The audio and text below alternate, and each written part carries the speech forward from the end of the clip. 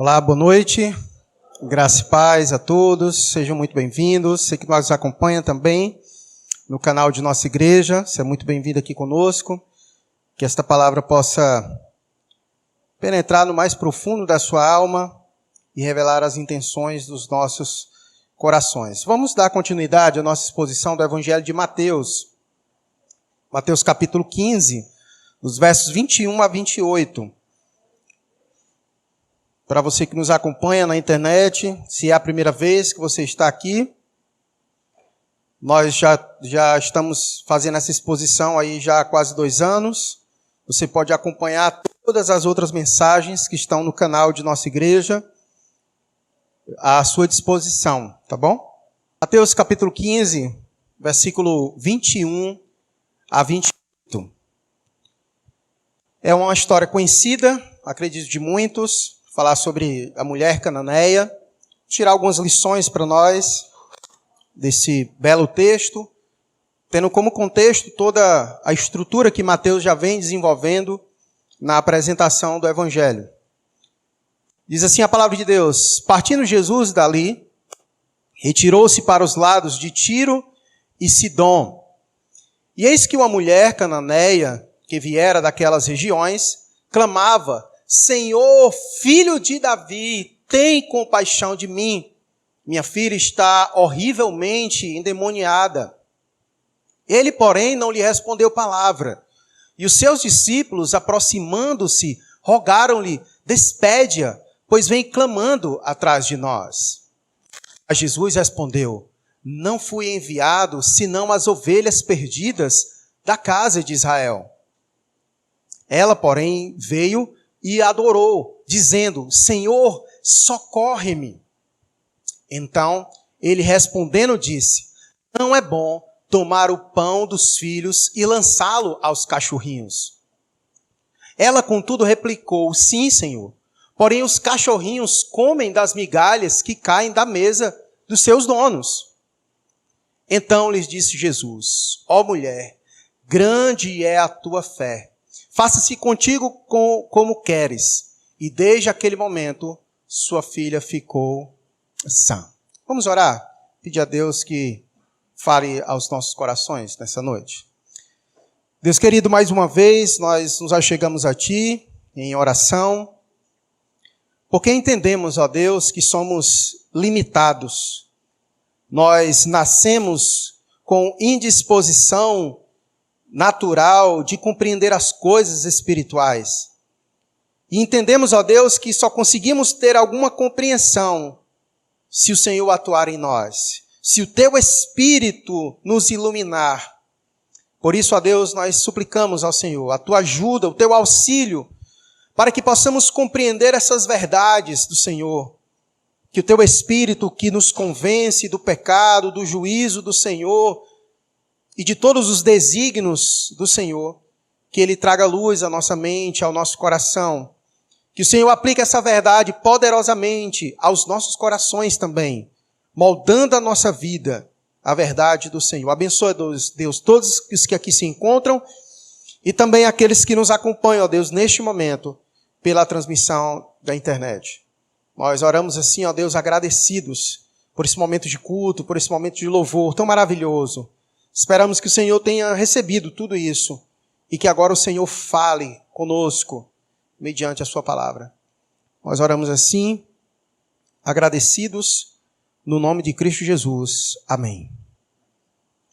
Eu não sei se você costuma acompanhar alguns fatos históricos que aconteceu na trajetória da humanidade, e hoje a gente consegue acompanhar alguns desses por meio de filmes, né? Produções cinematográficas, que muitas vezes tentam reproduzir algumas coisas que aconteceram. E sempre que eu assisto filmes que falam sobre aquele período do Holocausto, são sempre filmes que mexem muito com as minhas emoções pela barbaridade que foi aquele contexto do Holocausto alemão. Não sei se você já se deparou lendo alguma coisa ou assistindo filmes que retratam aquela situação tão terrível daquela perseguição de milhares de judeus mortos naquele contexto do Holocausto, do nazismo alemão, que nós bem conhecemos. E sempre que eu vejo aquele tipo de situação, eu faço reflexões sobre quão terrível é o ser humano e aonde nós podemos chegar. Mas sempre que essas atrocidades ela acontecem, por mais que tenha uma raiz, uma essência na própria natureza do ser humano, uma natureza caída, distante de Deus e capaz de cometer tantas atrocidades como nós vemos ao longo da história da humanidade, e ali o Holocausto é só um dentre tantas outras coisas absurdas que aconteceram ao longo da história da humanidade. É o Zord que está chamando, né? Já que mofar aqui. E sempre que eu me deparo com esse tipo de tragédia, eu fico fazendo as reflexões sobre as motivações por trás de tudo aquilo, né? Tentando entender a mente, né? Como que organiza tudo aquilo para chegar na consumação. E dentre tantas coisas que poderia ser dito do Holocausto, eu quero apenas mencionar uma porque tem a ver com o que eu quero expor aqui nessa noite para os irmãos. É acerca do extremo nacionalismo. Os alemães, eles se acharam naquele momento histórico uma raça superior dentre as demais. E aquele nacionalismo exagerado fez com que eles olhassem para um outro povo que convivia com eles e nutrissem em seu coração um ódio tamanho que cometeram aquela atrocidade sem precedentes. Então, o extremo nacionalismo, ele é perigoso. Assim também como a falta dele também é muito perigoso. Um povo que não ama a sua nação, que não tem orgulho pela sua nação, que despreza a sua nação, os exageros sempre vai levar a algum problema. Mas no contexto do Holocausto, sem dúvida, foi o extremo nacionalismo, o senso de superioridade, de se achar maior e superior do que outros povos, levou, dentre tantas outras razões, a cometer aquele tipo de atrocidade. Mas esse tipo de nacionalismo nós não vemos apenas, e por incrível que pareça, ali naquele contexto. E naquele contexto, os judeus foram as vítimas daquele nacionalismo extremado. Mas por incrível que pareça, os judeus, durante muito tempo, nutriram também em seus corações um nacionalismo exagerado. Durante muito tempo da história do povo de Deus, os judeus, a nação de Israel, se sentiam superiores às outras nações. De tal maneira que Deus queria usar aquela nação, aquele povo, para abençoar todos os outros povos da terra. Mas aquele povo se fechou. Se fechou em seu mundinho e tratava as outras nações e os outros povos como indignos. E a relação de um judeu para com um gentio, para alguém que não era um judeu, era de impuro. E em algumas formas de tratar, chamava os gentios de cães. De cães. Tamanha era a relação não muito favorável entre a nação dos judeus de Israel com outras nações. E a história então nos prova que os judeus que sofreram isso na pele, no Holocausto, eles também nutriam esse mesmo sentimento em seus corações durante muito tempo. Nessa história, nós conseguimos perceber isso com clareza, e não só nessa história, mas no decorrer de várias partes da narrativa bíblica. Vejamos de imediato a reação dos discípulos com essa mulher quando ela se aproxima de Jesus. O texto vai dizer que a mulher que se aproxima de Jesus vai dizer: partindo Jesus dali, retirou-se para os lados de Tiro e Sidom, que era uma região gentílica. E diz então o versículo 2: eis que uma mulher cananeia. Eu não sei se você já leu o Antigo Testamento e se você lembra, né, sobre esse povo, os cananeus, e que foram durante muito tempo inimigos do povo de Deus. E a gente até brinca, né? Olha, não vai arrumar cananeia para você, né? E a gente sempre falando isso exatamente porque havia muita rivalidade entre esses povos. E é exatamente esta mulher que se aproximara do nosso Senhor e Salvador Jesus Cristo. Coloca no versículo 23, que depois a gente vai para as reações de Jesus. Mas eu quero, nesse momento, trabalhar 3 perspectivas com os irmãos. Primeira, sobre os discípulos, porque nessa história, 3 grupos estão envolvidos. Os discípulos, a mulher e Jesus. Os discípulos, a mulher e Jesus. Então eu quero começar com os irmãos, com os discípulos.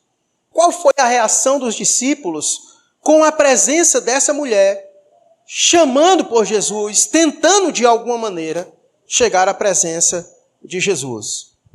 O texto diz que os seus discípulos, aproximando-se, rogaram-lhe ao Senhor Jesus: despede-a, pois vem clamando atrás de nós. Ou seja, a reação dos discípulos, ao ver aquela mulher cananeia indo atrás de Jesus e clamando por Jesus, foi: Senhor, dispensa essa mulher.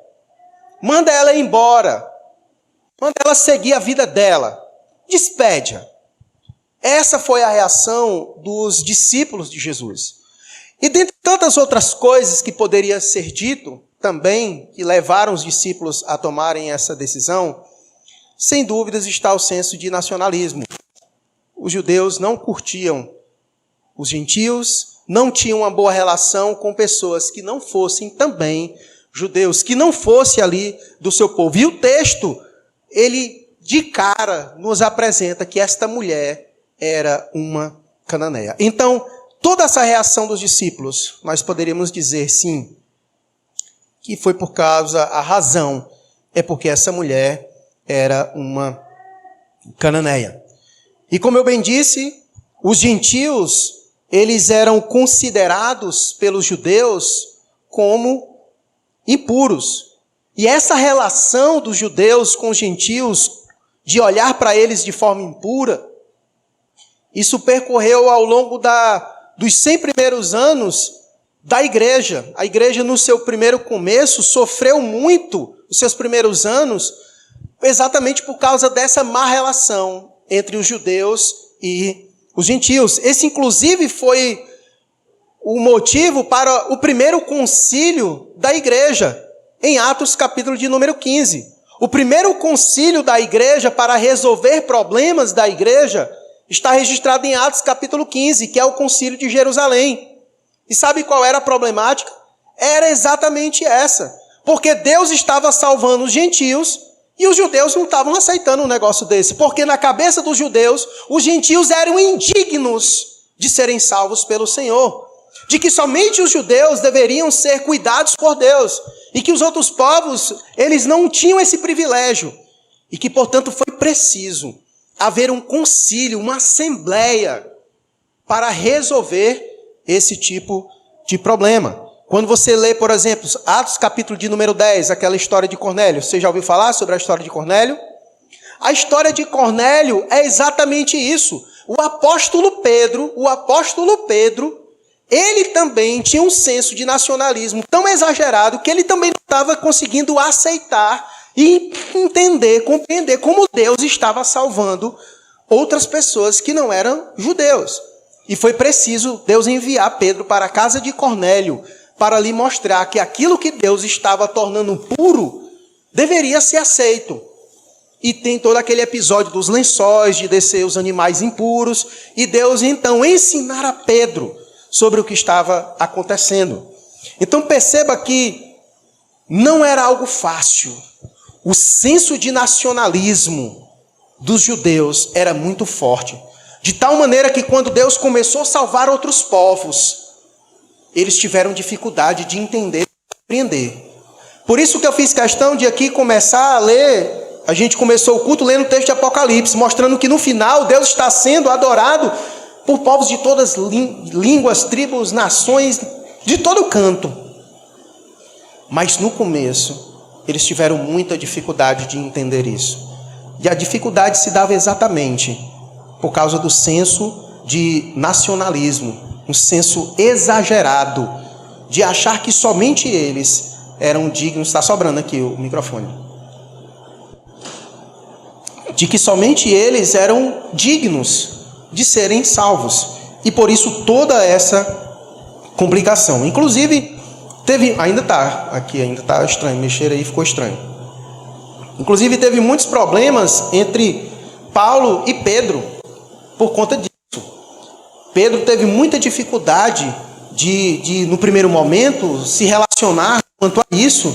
E foi preciso, em alguns momentos, o apóstolo Paulo chegar e exortar duramente o apóstolo Pedro contra isso. Eu acho que é ele aqui que vai descarregar. Eu vou pegar o outro aqui.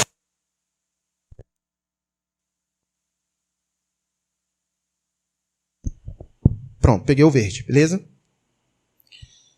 Então, foi preciso o apóstolo Paulo repreender o apóstolo Pedro em determinado momento pelo mau comportamento do apóstolo Pedro quanto aos gentios. Então, perceba que a coisa era realmente muito, muito forte.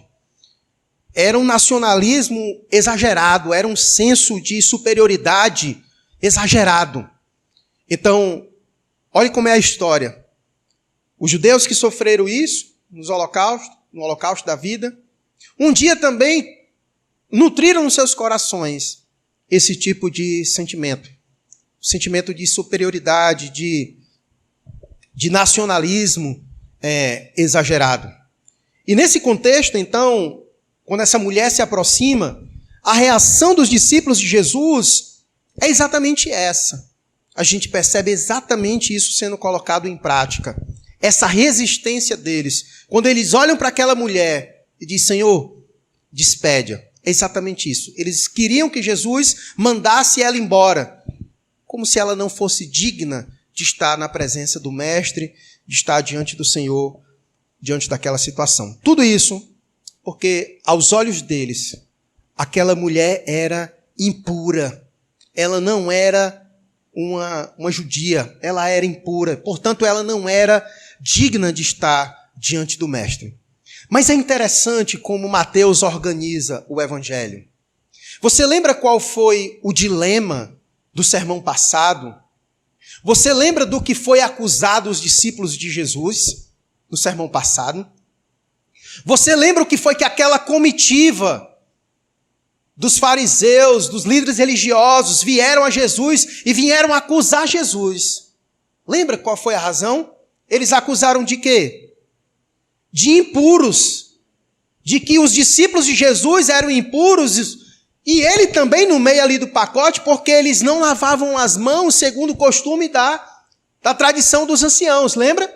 Então, o dilema ali era esse, de que eles estavam acusando eles de serem impuros, e nós aprendemos que o finalzinho do capítulo 14 nos ensina que Jesus é o sumo sacerdote, aquele que purifica tudo aquilo que ele toca. Então perceba o desenvolvimento de Mateus. Mateus apresenta no final do capítulo 14 Jesus como sumo sacerdote, como aquele que purifica tudo que toca. Aí no capítulo 15 surge um grupo acusando Jesus de impureza. E agora surge a mulher cananeia, para que Jesus mostre na prática que todo aquele que chega perto dele é purificado. Perceba como é a narrativa, como ela combina exatamente para o seu propósito. Então nós vimos no sermão passado que Jesus é esse, o sumo sacerdote que purifica o impuro. E Mateus, para mostrar isso na prática, de imediato, nos apresenta a mulher cananeia, como forma de mostrar esta verdade na prática. A verdade é que nós, antes de entrar nas lições, mas já aqui trazendo uma referência do que nós vamos trabalhar nesta noite, é que Deus não faz acepção de pessoas. É do interesse de Deus salvar povos de todas línguas e nações. O apóstolo Paulo vai dizer algo muito interessante em uma de suas cartas. Eu queria que os meninos colocassem, só para a gente ver esse belo texto de Paulo. Efésios capítulo 2, verso 11 a 13. Olha o que diz o apóstolo Paulo. Portanto, lembrai-vos de que outrora vós, gentios na carne, chamados incircuncisão por aqueles que se intitulam circuncisos na carne por mãos humanas, naquele tempo estavam sem Cristo, separados da comunidade de Israel e estranhos às alianças da promessa, não tendo esperança e sem Deus no mundo. Mas agora, em Cristo, vós que antes estáveis longe, fostes aproximados pelo sangue de Cristo. Então perceba o que Deus está realizando por meio de Jesus Cristo. O Senhor está por meio de Cristo, aproximando um povo que outrora estava longe. De fato, Deus começou com a nação, com o povo. Mas sempre foi propósito de Deus, não somente ser adorado por aquele povo, mas por todos os povos. E por isso que, nesse tempo aqui presente, o povo de Deus ele sofreu um certo endurecimento da parte de Deus, porque eles não conseguiram compreender esse plano de Deus, porque eles se fecharam em seu mundo, em seu nacionalismo, e Deus queria alcançar povos de toda língua, raça, nação.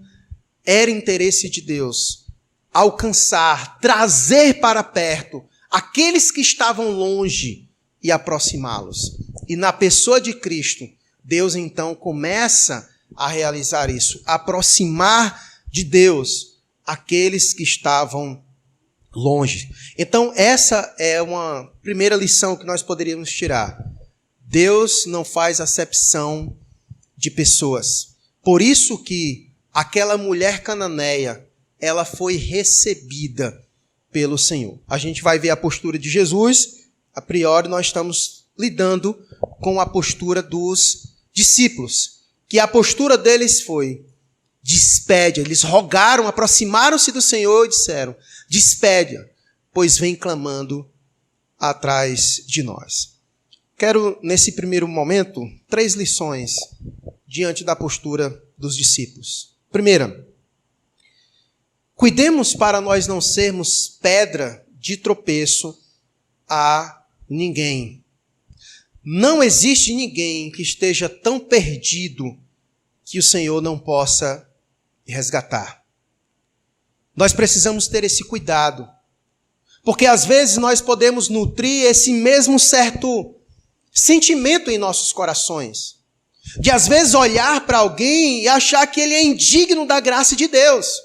E muitas vezes nós fazemos acepção de pessoas. Quer um exemplo disso? Nós temos dificuldade de falar para Jesus, de falar de Jesus para quem está na sarjeta. Nós temos mais facilidades de falar para Jesus quem está aparentemente em no nosso convívio. Mas a gente tem uma certa dificuldade de falar de Jesus, de expor Jesus para pessoas que estão em uma situação mais distante de nós. E se nós não cuidarmos, nós vamos nutrir isso no coração, esse sentimento de que esse aí não tem mais jeito não. Não vou nem perder meu tempo falando de Jesus para ele. Eu vou seguir o meu caminho. É como se ele estivesse clamando e... Não, como essa mulher que estava clamando. E os discípulos: Senhor, despede essa mulher, dispensa essa mulher que vem clamando atrás de nós. Ela não é digna de estar em nosso meio. Ela não é digna de estar em nosso meio. Então essa é a primeira lição. Cuidemos para não sermos pedra de tropeço para ninguém. Os discípulos, nesse primeiro momento, estavam sendo ou não estavam sendo uma pedra de tropeço para essa mulher? Ela queria chegar perto de Jesus. E quem estava impedindo ela de chegar perto de Jesus? Os discípulos, dizendo: Senhor, dispensa essa mulher. Senhor, dispensa essa mulher. E nós, na figura de discípulos, nós temos aprendido aqui no nosso curso Projeto Videira que o nosso papel como discípulo é fazer o quê? Fazer outros discípulos de Jesus. Então, o nosso papel, em vez de dispensar as pessoas, é acolher. Nosso papel é acolher como discípulos de Jesus. E por isso nós precisamos estar atentos, para não em nenhum momento nutrirmos isso no nosso coração.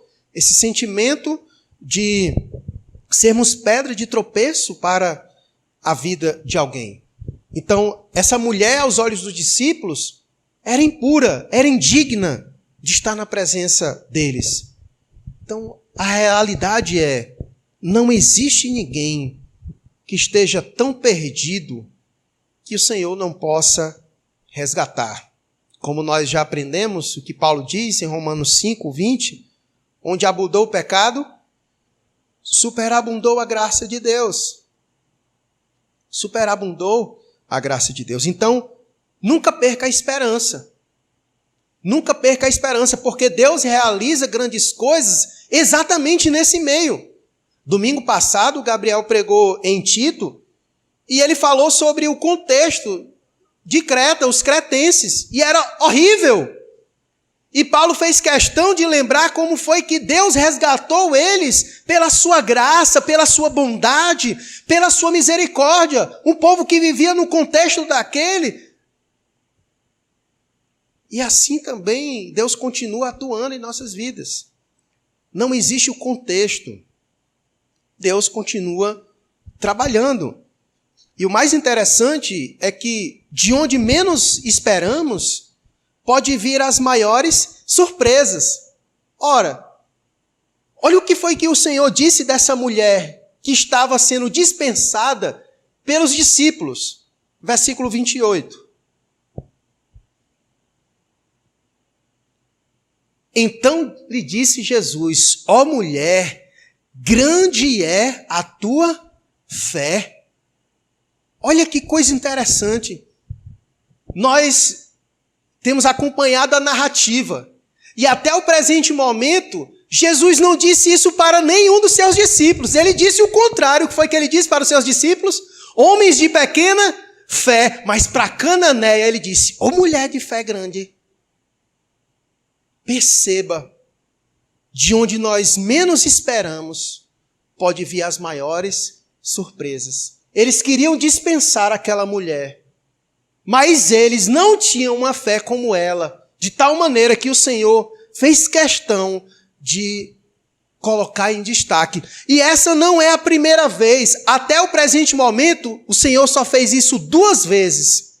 Uma com uma cananeia e a outra com o centurião, o gentio. Mateus capítulo 8, coloca aí verso 8 e 10. Versículo 10 só. Ouvindo isto, admirou-se Jesus e disse aos que o seguiam: em verdade vos afirmo que nem mesmo em Israel achei fé como esta, como a deste homem, o centurião, o gentio. Esse que os judeus consideram impuro, que não é indigno, nem em toda a nação encontrei fé como a dele. Perceba, na narrativa de Mateus, até o presente momento, o Senhor fez questão de enaltecer 2 pessoas, e essas 2 não eram judeus, eram exatamente gentios, uma cananeia e um centurião. Que coisa interessante, irmãos. O Senhor também queria ensinar os seus discípulos isso. Os discípulos que estavam rejeitando aquela mulher, o Senhor fez questão de apresentá-la também para eles. De onde menos esperamos, pode vir as maiores surpresas. Não sei você, eu não sei se quando você se converteu, ninguém deu nada por você, né? Mas está aí. Pastor, não mudou muita coisa, não. Sei, né? Você é quem sabe Deus. Mas eu conheço muitas pessoas que ninguém dava nada por elas. E Deus hoje usa a vida delas grandemente. E que a fé dessas pessoas é um exemplo para muitas outras pessoas a serem seguidas. Portanto, cuidado. Cuidado, que a gente cuide. Aqui, primeiro eu estou trabalhando sobre a postura dos discípulos. Cuidado para a gente não se pegar como eles, nesse senso de superioridade e de muitas vezes acabar sendo pedra de tropeço para a vida de outra pessoa, que em algum momento Deus pode despertar elas como exemplo de fé para nós. Como o Senhor fez questão de dizer, para o centurião: até agora eu não achei fé como a deste homem. E diz para essa mulher: mulher, grande é a tua fé. Então, de onde nós menos esperamos, pode vir as maiores surpresas. E aqui o Senhor fez para, obviamente, mostrar um grande contraste entre os judeus. Terceira implicação dessa primeira parte é que nossa salvação não depende do contexto geográfico, social e nem familiar, mas unicamente da graça de Cristo. Isso fica claro em toda a narrativa. Aqueles homens olhavam para essa mulher e achavam que ela não era indigna, e simplesmente porque ela era de um outro povo, era de uma outra região.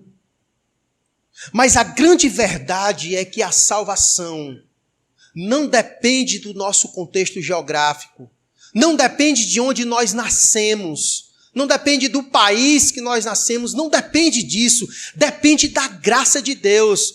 Porque se Deus desejar, em sua soberania, nos salvar, Ele vai nos encontrar aonde quer que nós estejamos.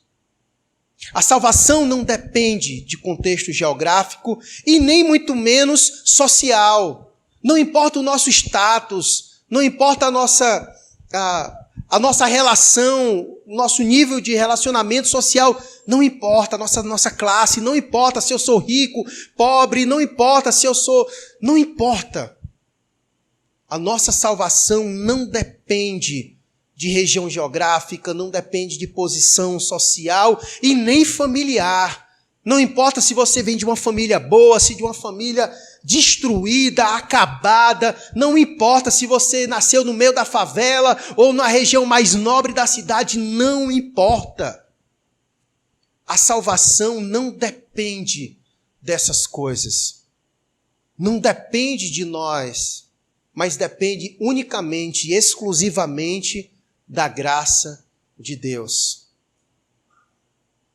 Depende unicamente da graça de Deus, de salvar pessoas, independente do seu contexto geográfico, social ou familiar. A cananeia é uma prova disso. O centurião é uma prova disso.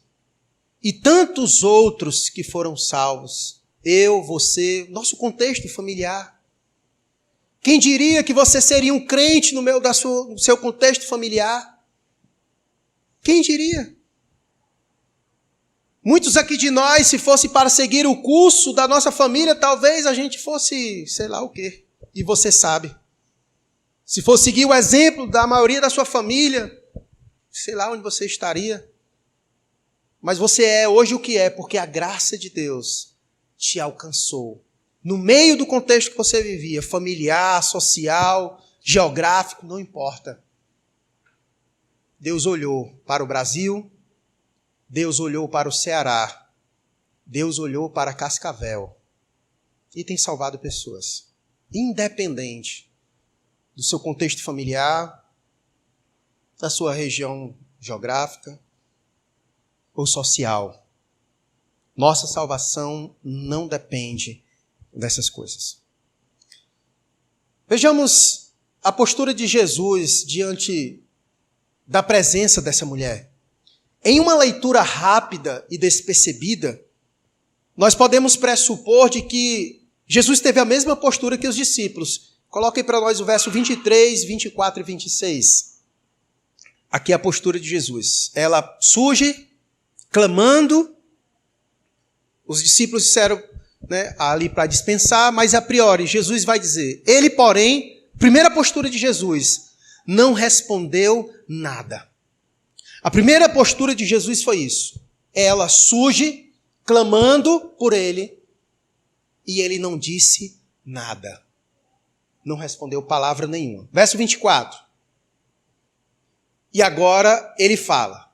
Mas Jesus respondeu: não fui enviado senão as ovelhas perdidas da casa de Israel. Segunda coisa. Primeiro, silêncio. Segunda, Eu não fui enviado senão as ovelhas perdidas da casa de Israel. E essa era uma ovelha perdida da casa de Israel? Não, ela era cananeia. Terceira coisa que Jesus vai dizer para ela, verso 26.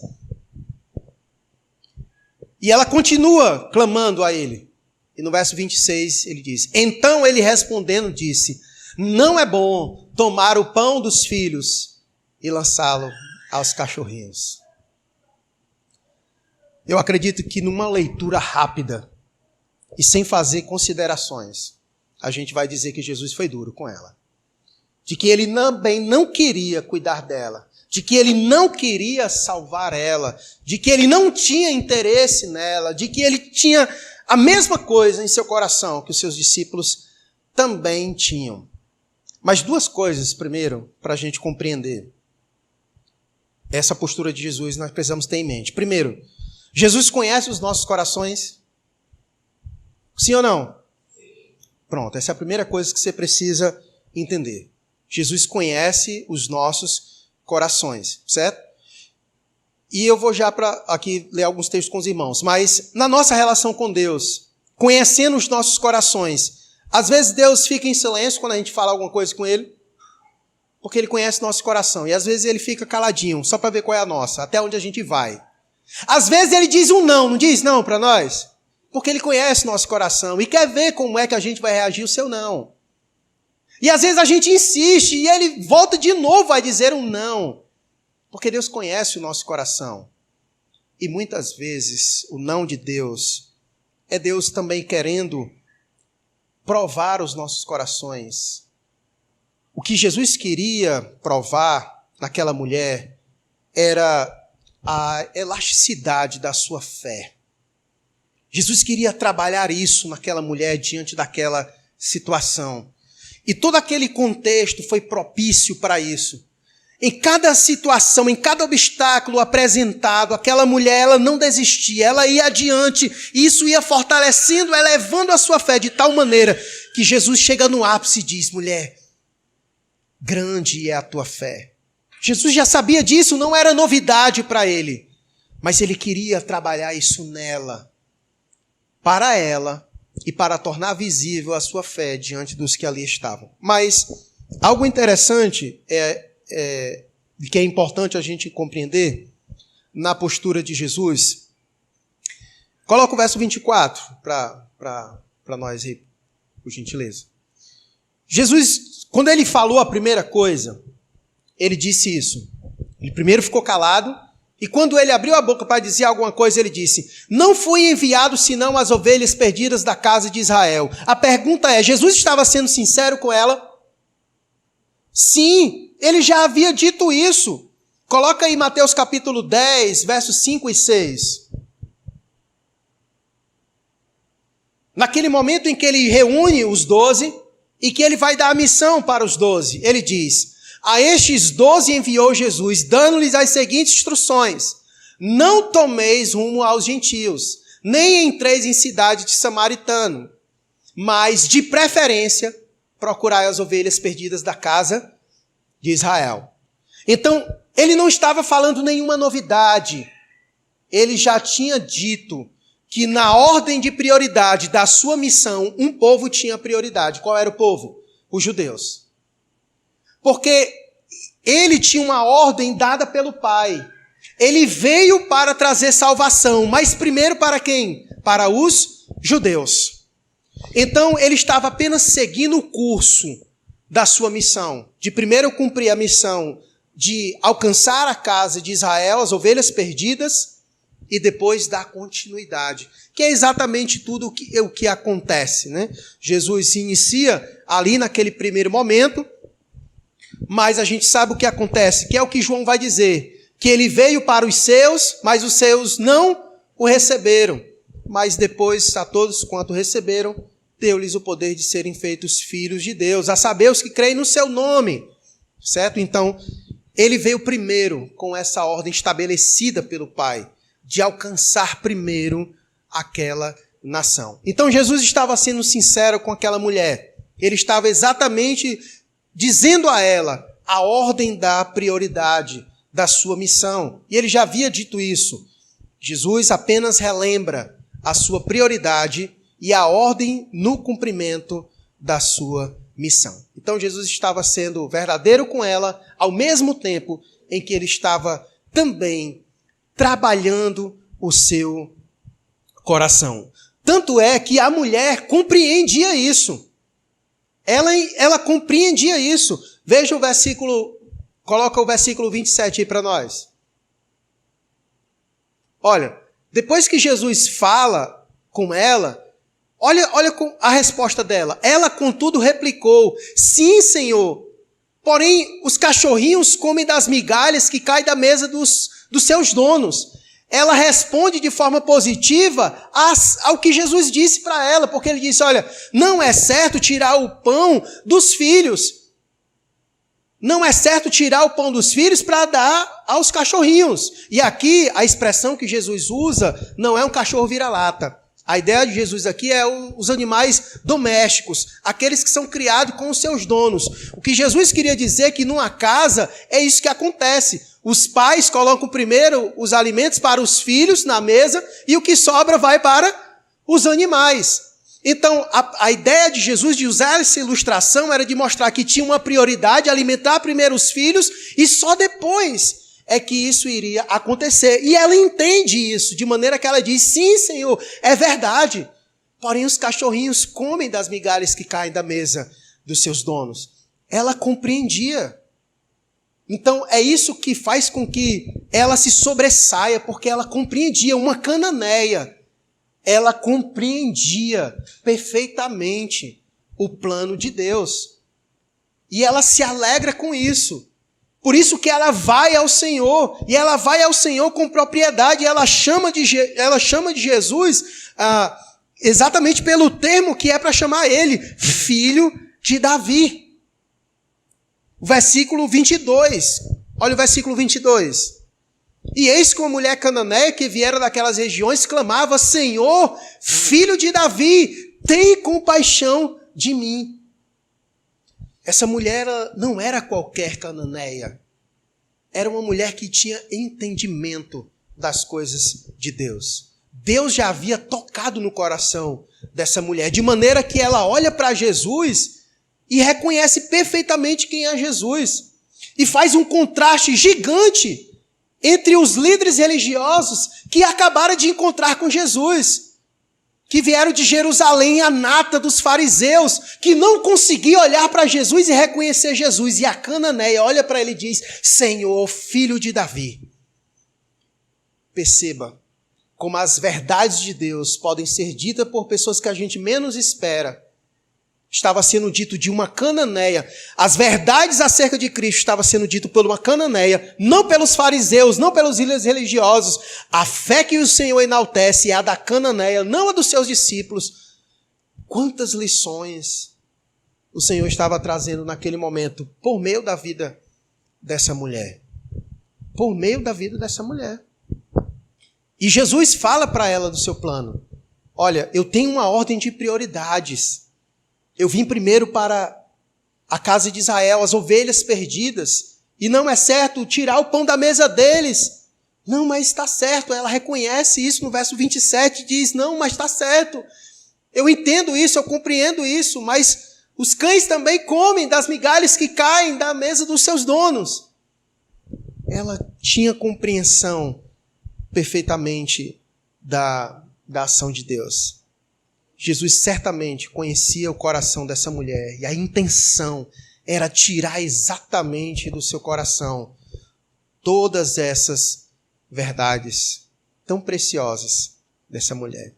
Mas a pergunta é: o que levou de fato essa mulher cananeia a ir ao encontro de Cristo? Não sei se você conseguiu perceber no texto. O que fez com que essa mulher procurasse o Senhor? O que a levou a ir ao encontro de Cristo? Versículo 22. Eis que uma mulher cananeia que viera daquelas regiões clamava: Senhor, filho de Davi, tem compaixão de mim. Minha filha está horrivelmente endemoniada. A razão que levou esta mulher a procurar a Cristo era uma situação que ela estava passando. Sua filha não estava simplesmente endemoniada, estava horrivelmente endemoniada. A coisa estava braba. Sua filha estava possuída. E essa foi a razão que fez com que essa mulher procurasse Jesus. Essa é a minha história. Essa é a sua história. Qual foi o embaraço que o Senhor colocou na sua vida que levou você a procurar Ele e a encontrá-lo? Você lembra? Muitos de nós temos histórias para contar. Essa mulher encontrou a Cristo por causa da situação da sua filha. Quantas mães e pais não tiveram encontro com o filho por causa da situação dos filhos? Deus usava a situação dos filhos que levavam os pais à presença dele. Muitas são as circunstâncias e as situações que Deus pode usar para nos conduzir até Ele. Por isso, nunca despreze os sofrimentos, por mais difíceis que eles estejam sendo. Deveria ser horrível para essa mulher. Eu fico imaginando o que ela estava passando. Se nós sofremos quando vemos nossos filhos doentes, imagine nós vemos os nossos filhos em uma situação como essa, horrivelmente endemoniado. Imagine como não estava o coração dessa mãe. Imagine como não estava a dor dessa mãe. Mas foi exatamente a dor no coração dessa mãe que o Senhor usou para atraí-la até Ele. Vem até mim. Vem até mim, mãe. Deus usou a situação de sua filha para atrair essa mulher até o Senhor. E essa é a nossa história, irmãos. Muitas vezes é por meio de uma doença, de uma situação, de uma adversidade, de momentos difíceis, de quaisquer que sejam, mas Deus usa circunstâncias para nos atrair até Ele. Por isso, nunca despreze os sofrimentos. Olha o que o salmista disse no Salmo 119, verso 71. Coloquem para nós. O Salmo 119, verso 71. Olha o que o salmista disse. Foi-me bom ter eu passado pela aflição, para que aprendesse os teus decretos. Olha o que diz o salmista. Foi-me bom ter eu passado pela aflição. É sempre bom passarmos pela aflição, quando ela produz em nós virtudes que glorificam a Deus. E esse é o caminho que muitas vezes Deus nos convida a passar. Melhor é chegar a Cristo pelo caminho das aflições do que permanecer sem Ele como aquele homem rico e que foi chamado de louco. 1000 vezes melhor passar pelo caminho das aflições e encontrar a Cristo do que viver uma vida mansa e tranquila, mais longe do Senhor, mais longe dele.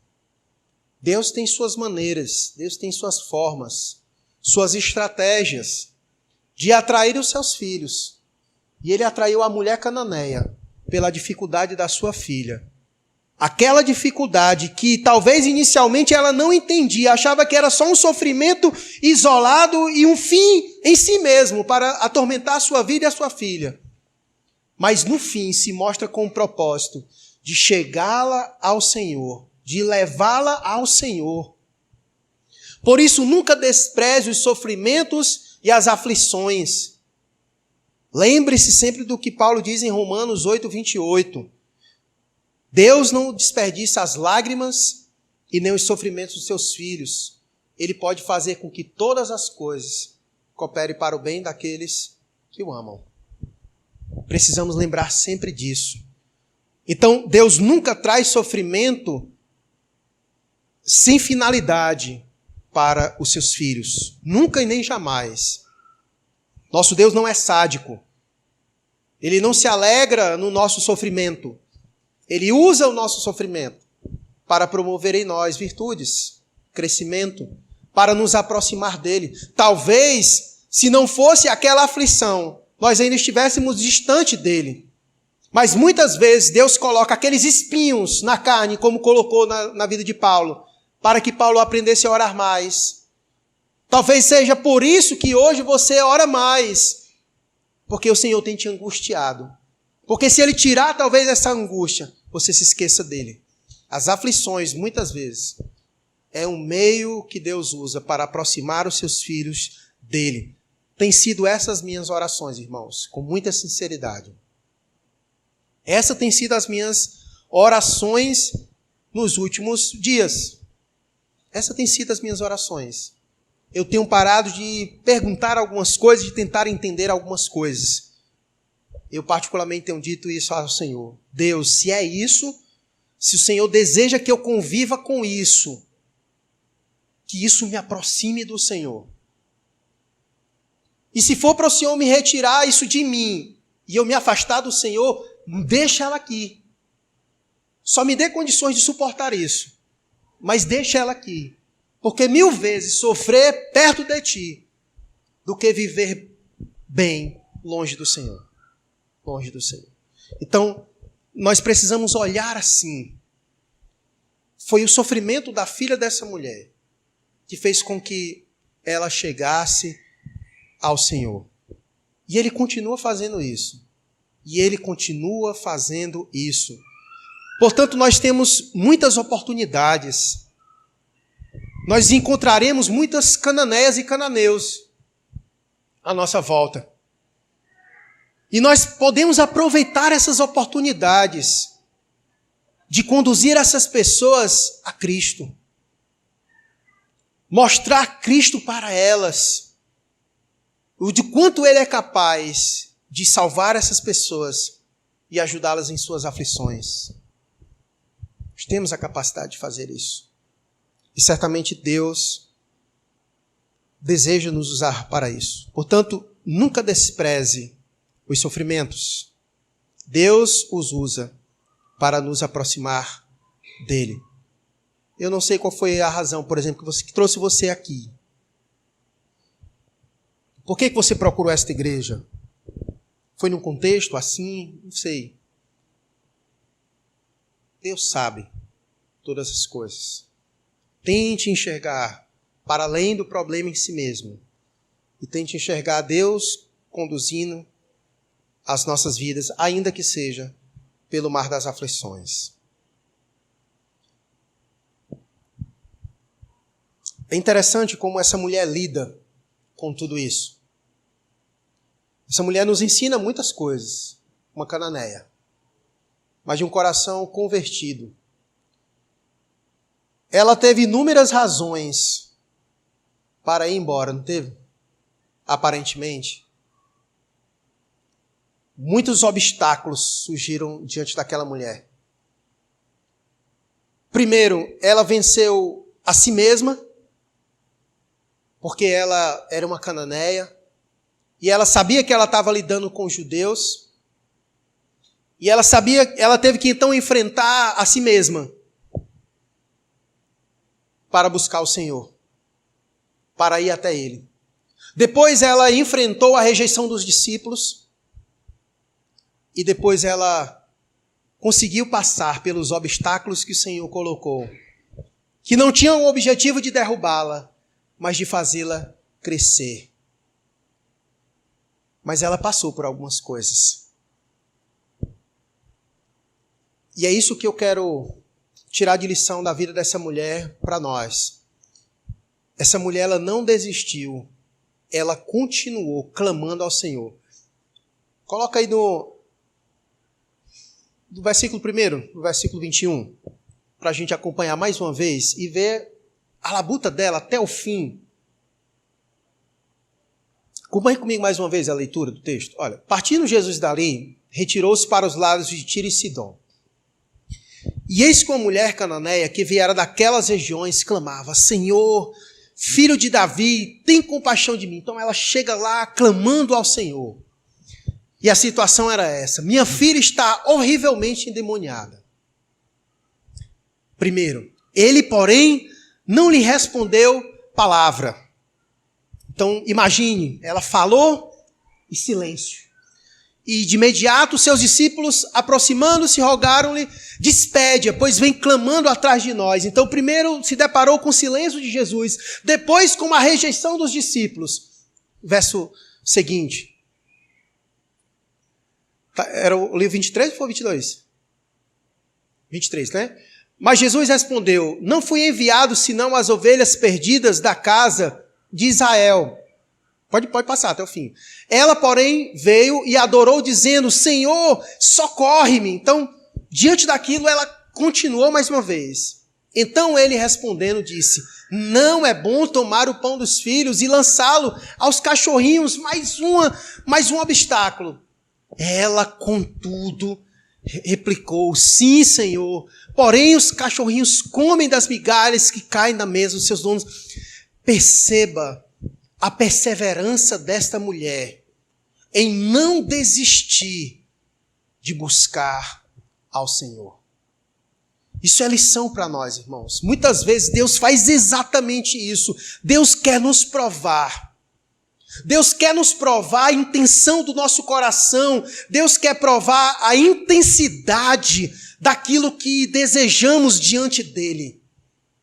Porque às vezes a gente desiste nas primeiras dificuldades, nos primeiros obstáculos, nas primeiras provas que Deus coloca, a gente já desiste, a gente para. A gente muitas vezes não tem esse senso de perseverar em algo diante do Senhor. E essa mulher faz exatamente isso. Ela não desiste, ela persevera diante do Senhor, clamando, pedindo ali diante do Senhor. Que grande lição essa mulher traz para nós. Às vezes a gente ora hoje sobre uma coisa e amanhã a gente já não ora mais. Talvez no máximo a gente passe ali alguns dias orando e depois a gente já parou, porque a gente tem dificuldade de perseverar naquilo, de estar colocando diante de Deus, de estar buscando aquilo diante de Deus. Talvez você possa pressupor de que essa mulher foi atendida porque ela insistiu muito e, enfim, o Senhor já não aguentava mais ela perturbando e pronto, esse é o caminho, eu vou ficar perturbando Deus até Ele me dar o que eu quero. Não é essa a proposta, porque Deus não é rendido pelo nosso muito pedir. Não é essa a intenção. Sua oração não foi atendida porque meramente ela insistiu, mas certamente porque isso já era da vontade de Deus. Olha o que disse João, em 1 João capítulo 5, verso 14 e 15. Coloca aqui para nós. 1 João capítulo 5, verso 14 e 15. E esta é a confiança que temos para com Ele, que se pedirmos alguma coisa, segundo a sua vontade, Ele nos ouve, porque pedimos segundo a sua vontade. E se sabemos que Ele nos ouve quanto ao que lhe pedimos, estamos certos de que obtemos o que pedimos, que obtemos os pedidos que Ele temos feito. Ou seja, essa mulher, ela tinha convicções na sua vida. E ela pede exatamente com base em suas convicções. Ela não obtém do Senhor simplesmente porque ela está insistindo, mas porque certamente isso já era da vontade de Deus lhe conceder. Por isso o Senhor lhe concedeu. Não existe nada que venhamos a fazer, ou pedir, ou implorar ao Senhor, que Ele venha nos dar se isso não for segundo a sua vontade. Deus jamais nos concederá algo que esteja contra a sua própria vontade. Ainda que venhamos insistir e pedir, isso não vai acontecer. Se nós que somos seres humanos conseguimos ter essa capacidade de muitas vezes os nossos filhos pedir uma coisa que a gente sabe que ele não deve estar pedindo e a gente não dá, quanto mais Deus, né? Então, muito mais Ele, né? Então, na verdade, Deus nos concede aquilo que Ele já tem vontade de nos conceder. Mas muitas vezes Ele nos faz testes de oração. De saber o quanto nós estamos dispostos a obter aquilo dele. O quanto nós iremos perseverar em oração. O quanto nós iremos clamar ao Senhor. O quanto nós estaremos ali diante dele.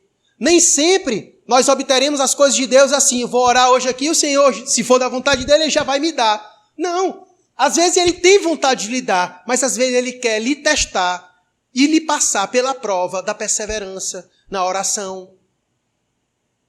Ele quer lhe conduzir a isso, antes de lhe dar o que ele quer lhe dar. Mas ele quer lhe conduzir primeiro pelo caminho da perseverança na oração. E às vezes a gente não obtém porque a gente desiste desse caminho. Porque a gente vive numa cultura muito imediatista, que já quer as coisas de prontidão. Pediu, recebeu. Não é assim. Muitas vezes com Deus, ele quer nos conduzir ao caminho da perseverança, quer nos ver mais tempo orando com ele, clamando, pedindo, rogando, que foi exatamente o que ele fez com essa mulher. Se ele já sabia do coração dela, por que ele não atendeu ela de prontidão? Deus tem suas razões para fazer isso. Então ele foi conduzindo ela na perseverança, até chegar aonde ele queria que ela chegasse. Então é isso. Às vezes Deus quer nos conceder uma bênção, mas antes nos prova pelo teste da perseverança. Pelo teste da perseverança. Pelo que você tem orado? Pelo que você tem orado? Ora, nós precisamos refletir sobre o que nós temos colocado diante de Deus. E se isso é importante, então nós vamos perseverarmos. O que era que estava em jogo para essa mulher, para que ela perseverasse diante do Senhor? O que era que estava em jogo? A filha dela. Era a filha dela que estava em jogo. Se era importante para ela, a filha dela, ela tinha que perseverar em oração pelo Senhor. Tem orado pelos teus filhos? Tem orado pela tua família? É importante, então persevera em oração. Se tem valor, então persevera em oração. Porque aquilo pelo qual nós gastamos esforços e perseveramos diante de Deus, remete aos nossos valores. Essa mulher insistiu diante do Senhor, não foi por qualquer causa não, mas foi pela sua filha, que estava horrivelmente endemoniada. Então ela insiste diante do Senhor, com súplicas, com rogos, com oração diante de Deus, porque o que estava em jogo era a sua filha. Se era valioso para ela, então custava aquilo diante de Deus. Gastar tempo diante de Deus, clamando aos pés do Senhor, rogando, orando diante de Deus. Certo? Então, pelo que você tem orado? Pelo que você tem orado? Pelo que você tem perseverado em oração? Isso vai falar muito sobre o valor que você atribui a isso. Porque se você ora hoje e amanhã não ora mais, então isso não tem valor algum para você que você colocou diante de Deus. Porque se de fato isso tinha algum valor, isso deveria levar você a não desistir de orar por isso. A não desistir de orar por isso. Talvez Deus esteja provando você. Talvez Deus esteja lhe conduzindo pelo teste da prova, da perseverança na oração. E talvez não recebeu ainda, porque foi reprovado. Mas Deus quer lhe dar, mas quer lhe experimentar pelo caminho da perseverança na oração. Na oração. Então, diante disso, eu não sei pelo que você tem orado, mas eu quero que você faça essa oração hoje com mais segurança. Se realmente isso é valioso, então coloca com fé diante de Deus e persevera nisso, orando. Ora agora ao Senhor, faz como essa mulher. Ora a Deus, roga ao Senhor, clama ao Senhor.